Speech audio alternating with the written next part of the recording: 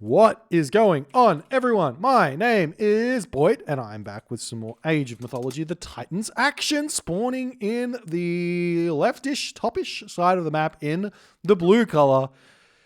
Playing as Zeus, his name is not Odysseus because he is using the Latin variant. His name is Ulysses, and he will be indeed using his Odysseus this game due to the Zeus nature of his god. Moving on, we do see his opponent over here in the red color playing as Oranos. He is the up-and-comer. He is the Atlantean man. He's gone long and deep in tournaments before. Then he has the unfortunate reward of going up against one of the strongest Age of Mythology players currently. His name is Tigerboss. And yes, he is indeed playing Oranos. So, we do indeed have ourselves a matchup here, ladies and gentlemen. We've been seeing this matchup a lot. So I'm going to say it again because I've said it once and I don't want to reiterate. The gods in which these players pick, they pick these gods because they feel that they have the strongest with these gods. And if they feel that they are the strongest with these gods, then that must in turn mean that they are strong gods. Logic makes logic. You don't see anyone picking the weak gods early on in the series. So we see Zeus, we see Oranos, we see Odin. We have seen Set, quite a bit of Set, and we haven't really seen a whole lot of much else. We saw a bit of Gaia being first picked. So those are the gods which people are favoring in this tournament at the top level. So if that's the case, bang up that tier list they go. Unless I'm wrong about it. And at the end of this tournament, I will be redoing my tier list based on what I've seen in this tournament because I think it's high tide that I have a somewhat unbiased tier list being made. So we'll see how it's all going to shape up. There is a little bit of sadness when it comes to that tier list because I can't really base it based on like the Poseidon nature. As I said, I think that Poseidon is a very, very strong god, which is not seeing as much use right now because of Nomatrius. And with Nomatrius comes people forgetting how good Poseidon is and therefore not wanting to play Poseidon. That's just kind of how it works, right? People see gods being played really well. They say, I'll play that god. Over here, we do see Grugnir Odin's Spear, the extra 5% Hoplite, Spearman, Ulfsark, and Murmillo hack damage. This one's a big upgrade here for the Zeus player in this matchup. Another relic on the map. Oh, plenty of relics actually. Got the 4 relics spawn. Got the Trio's Bow here, an extra 2 line of sight for the Archer, Ballista, and Caraballista range. Over on this location, we do have the Dwarven Calipers, extra 20% siege, gold, wood cost. And down the bottom of the map, we do have the Hardest Folly, an extra line of sight on the Scouts, 2 line of sight for the Scouts. So this map here looks to be a little bit of a spawn that we're pretty familiar with. This looks like Frozen Wastes. The difference is that there's gold mines relatively forward into the map. There are gold mines that are spawned on the outsides of the map. So this is very, very Frozen Wastes-esque. But the gold mines in the middle of the map are very nice. They're very nice because it's easier to defend them.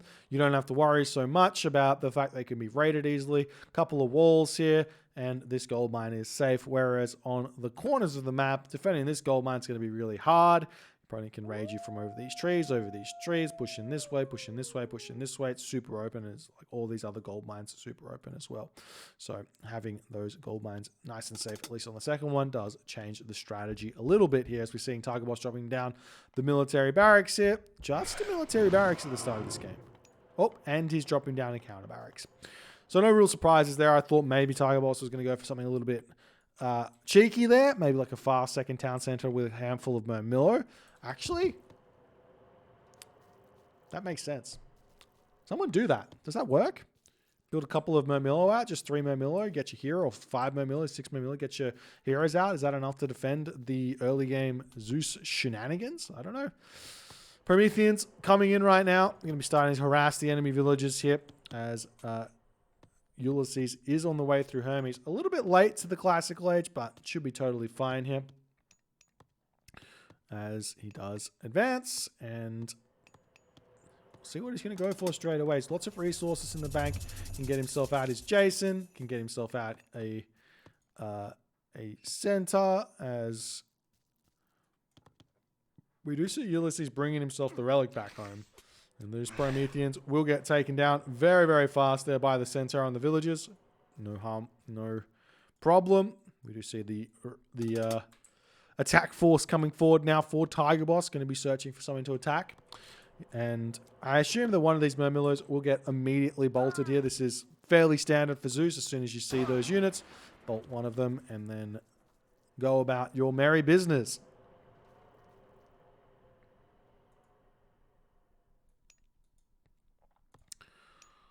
As now we see a Terma and Murmillo, and just kind of standard play here for Tigerboss thus far. He's putting good pressure on.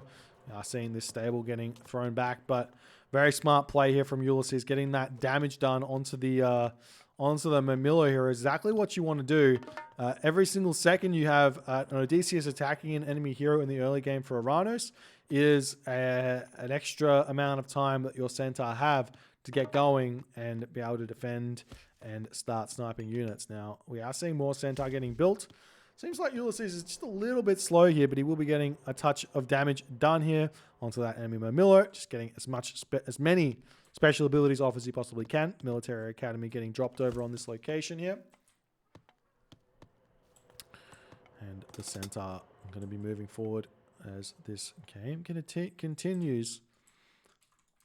Tigerboss now moving into the middle of the map. Does leave that Murmillo scouting around. I like that from Tigerboss. Now, the question here is going to be, where to for Ulysses? And I've talked about it. I'm going to keep talking about it. You want to find your opponent's military production buildings and see if you can figure out where their rally point is so that you can interact, so you can snipe the units as they're coming forward.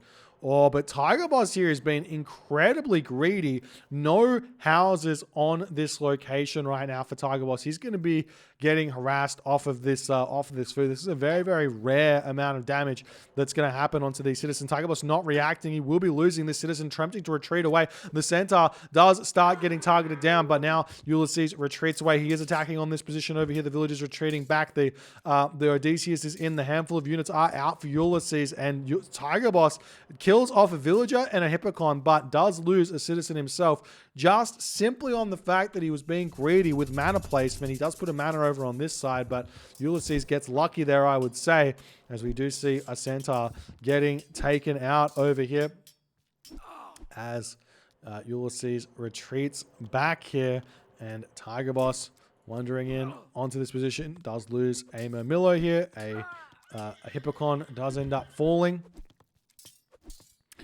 as the Terma who take down another centaur over here. Ulysses is going to be pushing through nicely. We see good micro actually from Tigerboss to take out these centaur pole marks. Very, very good here. Has more units coming through. Still trying to put the pressure on, trying to take down this location. Can be very, very tough here for the Zeus player to manage these fights. But right now, Ulysses is doing a good job. The heroes not really being able to attack. We will be seeing the villagers starting to get a little bit of damage, receiving a little bit of damage here as the Murmillo get in and take them down. These centaur are still just kind of running around, distracting as best as he can, as we do see exactly what he needs to do. Get the Odysseus onto the enemy heroes, kill it off, and then that forces the Oranos player out of here as Ulysses going to pick off some straggle units here with his centaur that are returning back from their successful raiding mission. We still haven't seen that house down on this position here for Tigerboss, so he's got to be careful. You might lose some units here as the game continues. As we do see a hero Terma getting converted, trying to snipe one of those centaur right now. But 55 population for Ulysses to Tigerboss's 83 population. That's kind of a big deal here as the game continues. So we'll see. We can see the watchtowers coming through for Ulysses as well. It's very, very smart to get that, to just defend his base here. As now the centaur swinging down to the bottom side of the map. We see the mana getting thrown up finally here for Tigerboss, but the centaur come in nonetheless to see if they can get another snipe.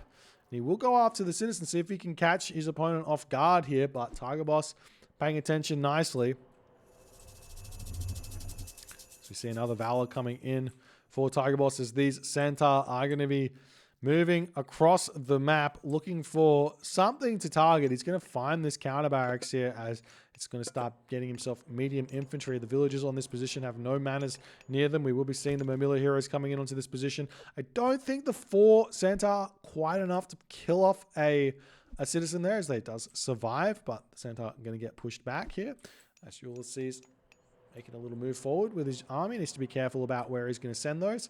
And something to take note of here that Ulysses is doing very, very well, which is what you should be doing with Zeus, is you want to keep your army mostly in reserve until you feel like you've got an advantage. So you don't move the remainder of your army around until you feel like you've got an advantage. And once you do, it's time to hit the go button. The problem here is that Ulysses' advantage here, he's at 80 population. Tigerboss is at 115 population. So he doesn't really have an advantage here. He does manage to snipe a straight Terma there. That's going to be some a little bits of damage that's getting done here as we see the units now making their way over onto this location here as Ulysses is making a big case for a constant pressure here as this Mermilla going to get picked off as well. As the centaur attempting to snipe down these citizens here. They're not quite being paid attention to as they're getting taken down. Tigerboss, you cannot be losing citizen here. He loses another one as his army is making its way across here.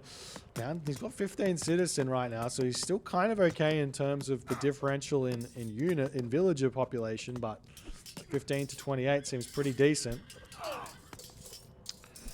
But the units now pushing in here, going to be able to surround this Ulysses army. Do we have a shockwave available? No shockwave here, so he's just going to have to do his best micro to get onto these centaur. Get one hero onto each of these centaur pole marks seems to be the best way to go about these fights so you can focus on other stuff here.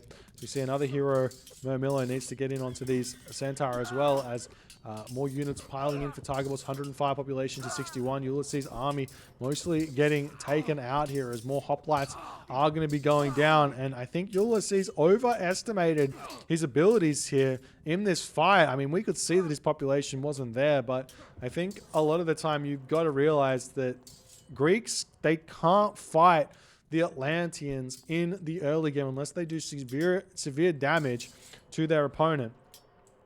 So Ulysses is going to be losing his Odysseus here. That Jason might get chased down as well. The centaurs have mostly been picked off as well, and normally you do need to have a bit of a centaur mass to really win against the Oranos army as well. So we are seeing this centaur looking for some fights somewhere, looking for some raids. The Jason still taking little bits of damage here as it's attempting to be retreated away as a stray Hippocon getting picked off here. This is not the Ulysses I'm used to seeing on streaming. He must be a little bit nervous in this game. Throwing away units left, right, and center as the centaur is going to be in Tigerboss's base here. Tigerboss got the most Oranos farms you're ever going to see here, just kind of in the middle of nowhere. They are kind of close to the manor as this citizen will be retreating away as the hero Terma comes in to say g'day. Units pushing forward, jumping straight onto those Toxotes. They will be falling very, very fast. You can see how much gold left here. Only 584 gold left in this gold mine. So Ulysses is in a bit of trouble here. 500 gold, not really enough to make a 50 population army get up to 115 population here. So Tigerboss can definitely think about going for some kind of gold staff here. So we'll see if that's something he's going to have in the back of his mind. He does have an oracle over here that's got line of sight of this town center. It doesn't have line of sight of this gold mine, which is definitely something you could be thinking about doing, as we're also seeing this town center getting grabbed by Tigerboss as well, as the army here for Ulysses is just going to be sitting in the back as Ulysses decides to go for 1-1-1, which is Hippocon Hoplite Toxote. We'll see if it's going to work for him as he's yet again moving out of his base. It's very, very dangerous to be out of your base here with the Zeus army, as we are seeing him getting caught. Not going to get punished for it, but he gets caught just a little bit and has to retreat back home. Getting away with that one. As the villagers moving forward now for Ulysses, looking for something to do. Tigerboss Searching around here. He's got himself a huge army here. He's got tons of Promethean. Town center about to be up. He's got 3 villages on this town center. So Tigerboss just really wants to get going here. Get that 3rd town center. Get up to 130 population. The villagers are making their way over to this gold mine, but the Oracle is here already. It's not in the most... it's not... It's a little bit obviously placed, if one were to say that way. We'll see if it's going to be able to be used at all here. There's now the units pushing forward here. Oh, and Ulysses decides to tap out. I mean, it makes sense here. He realizes better just go next, but a bit sad to see him not even try and fight this next one. Does he have ceasefire still? He does have ceasefire. So he does have a shot here, but I think Ulysses just is like, all right, you take that first win here. Get some composure, not waste the energy. But a good game here from Tigerboss, definitely showing how to punish some missteps from his opponent. As Ulysses goes a little bit early, he's at 85 population.